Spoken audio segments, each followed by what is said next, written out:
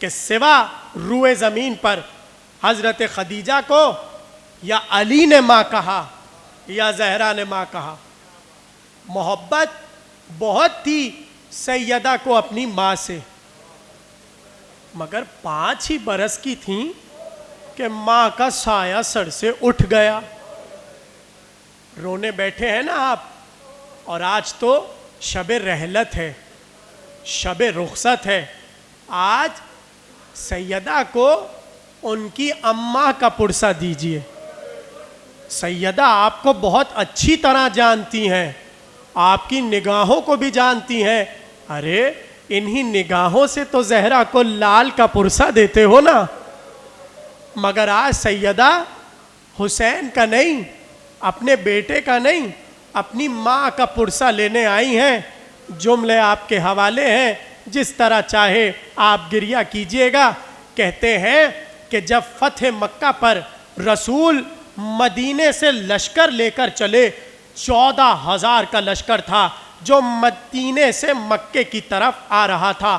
اتنی گونج تھی اور اتنی دہشت تھی کہ ہر ایک رسول کا قافلہ دیکھ کر گھبرا رہا تھا.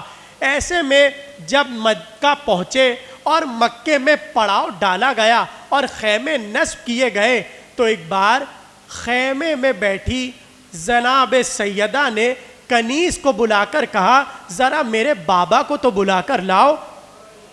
جیسے ہی کنیز نے کہا یا رسول اللہ زہرا بلا رہی ہیں، رسول فوراً بیٹی کے خیمے میں آئے، دیکھا زہرا رو رہی ہیں، سسکیوں سے زہرا رو رہی ہیں.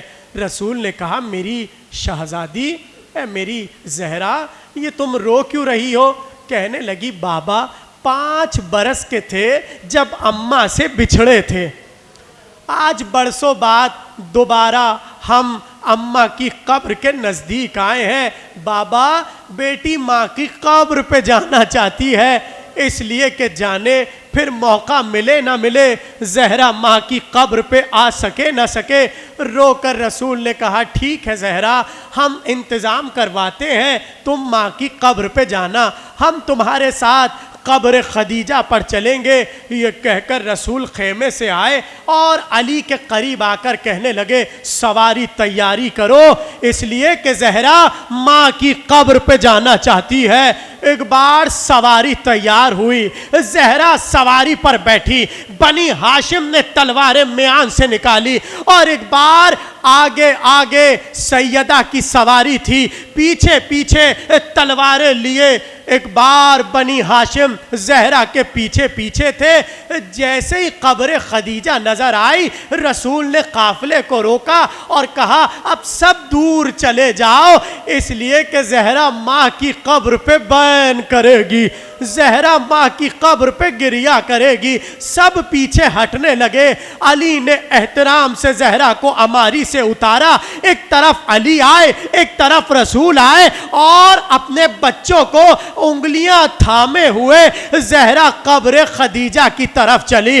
جیسے ہی ماں کی قبر کو دیکھا آنسو روانہ ہوئے، رو کر کہنے لگی اماں 5 برس کے تھے جو تم سے بچھڑے تھے، آج تمہاری قبر پہ آئے ہیں، جانے کیا کیا یاد آیا ہوگا. رو کر کہا ہوگا اماں تم چلی گئی، غربت میں میری شادی ہو گئی، اماں تم چلی گئی، تم نے زہرا کو دلہن بنے نہ دیکھا.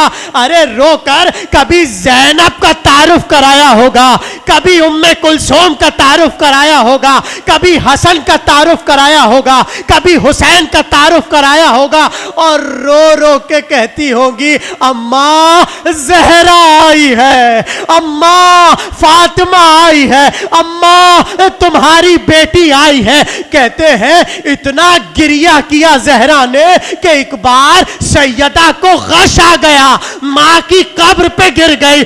بڑھ کے رسول نے پیار سے اٹھایا, کہا زہرا اس طرح نہ رو میری بچی, حسین رو رہا ہے, حسن رو رہا ہے, زینب رو رہی ہے, ام کلثوم رو رہی ہے.